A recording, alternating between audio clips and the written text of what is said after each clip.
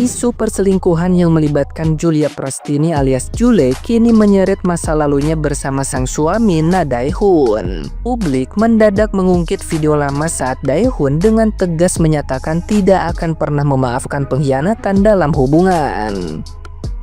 Dalam potongan video yang viral di media sosial, Jule tampak menggoda suaminya dengan pertanyaan seputar kemungkinan dirinya berselingkuh. Namun, Dae-hoon menanggapinya dengan jawaban serius bahwa ia bisa memahami banyak hal tapi tidak untuk perselingkuhan. Baginya, pengkhianatan adalah batas akhir cinta yang tidak bisa dinegosiasikan. Kini, ucapan lama itu justru menjadi bumerang di tengah rumor bahwa Jule berselingkuh dengan seorang petinju bernama Safri Ramadan. Publik menilai bahwa prinsip Dae-hoon sedang diuji secara nyata.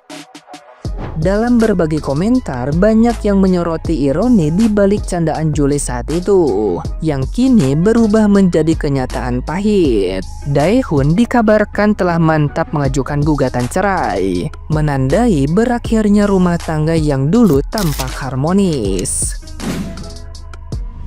Aku ya, kalau suatu saat nanti aku selingkuh, apa yang bakal kamu lakuin, jelasin? Semua harta kamu buat aku. Nggak mau lah.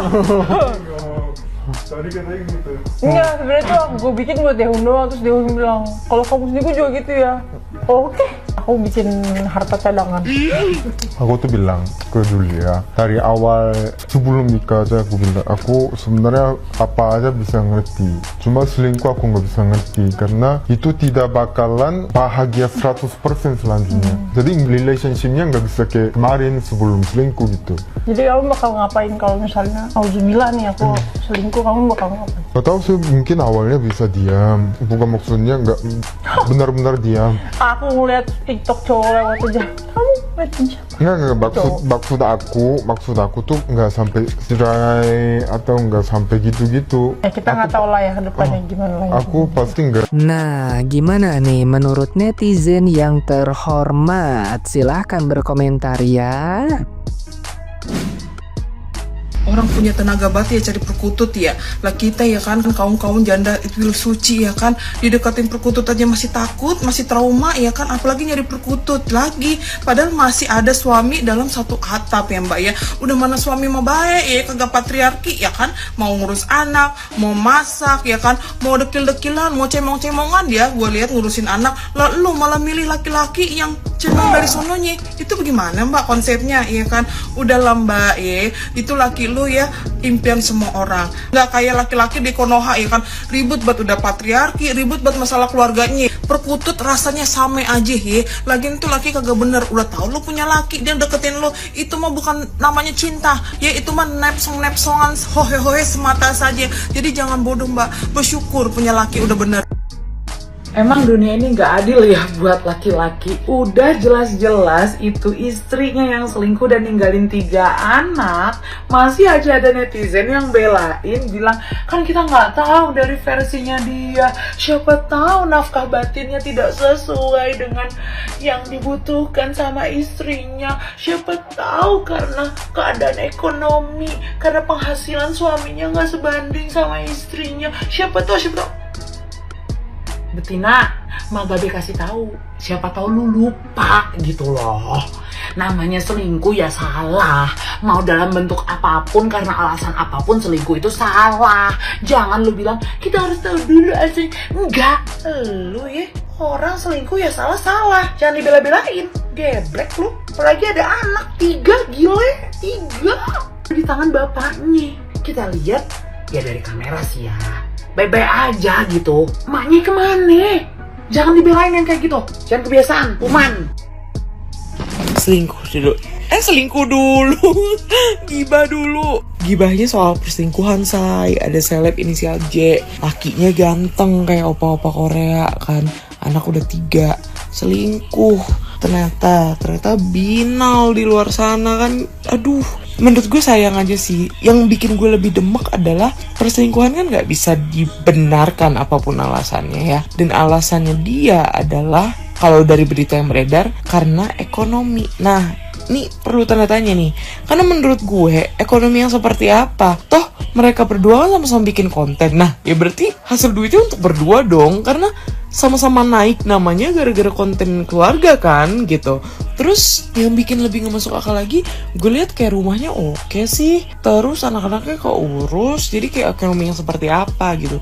Pun kalau karena ekonomi, kayak ngapain lo selingkuhnya sama yang di bawah lo? Maksudnya kan banyak yang bilang tuh selingkuhannya tuh umurnya muda gitu, kayak masih mahasiswa atau apalah. Ngapain, kayak kecuali lo selingkuh sama konglo, jadi kayaknya sekalian lo nyari yang nggak lo dapet gitu kan ibaratnya. Cuman kan kalau kayak gini ya sama aja anjir, kayak selingkuhnya tuh bener-bener selingkuh karena nafsu maksud gue. Bangsat, Jule. Pertama gini ya, lu kan wanita, ngerti Al-Quran, ngerti Hafiz, ngerti agama. Kenapa lu kayak gitu sih? Lu pas selingkuh tuh mikir gini gak sih?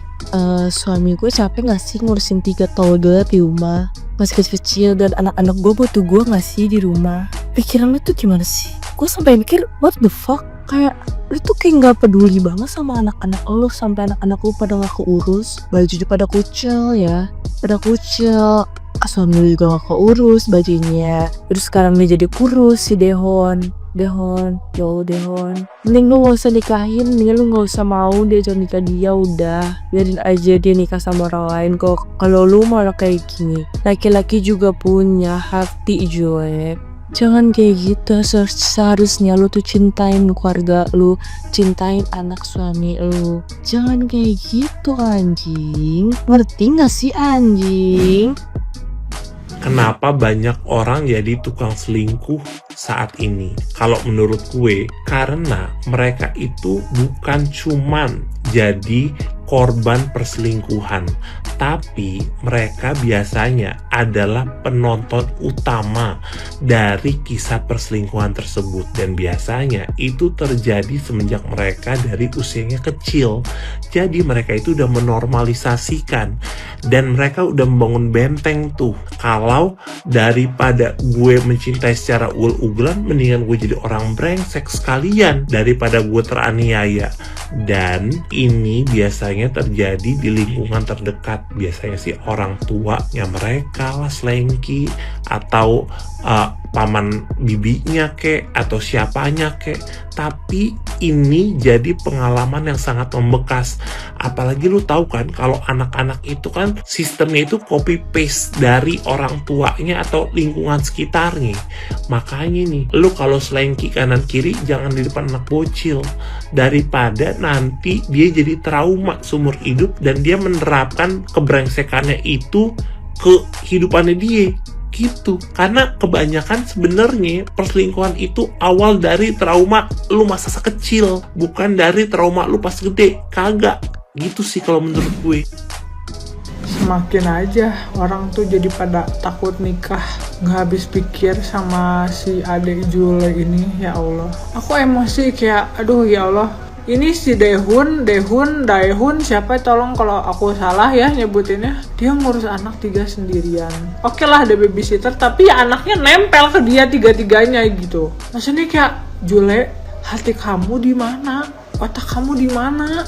Itu kamu ngelahirin mereka tuh naruhin nyawa loh. Aku nggak akan ngomongin fisik karena fisik mah ya sebenarnya itu relatif. Menurut kita ganteng, menurut dia jelek, itu mah nggak akan diomongin. Cuman aku ninggalin Jessie nge-gym gitu ya sama Maha berdua di rumah. Aku kepikiran aku WA lagi apa Maha, mau makan gak, udah mandi belum, vitaminnya gimana.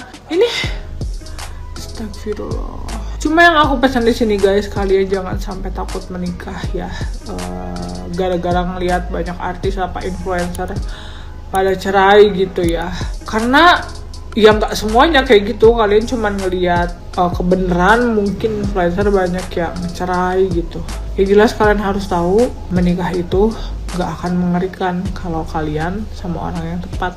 Oke, jadi jangan sampai takut nikah, karena nikah itu merupakan ibadah juga kalau orang Islam. Jadi jangan takut, tenang. Kalian cuma perlu harus tahu orang itu baik atau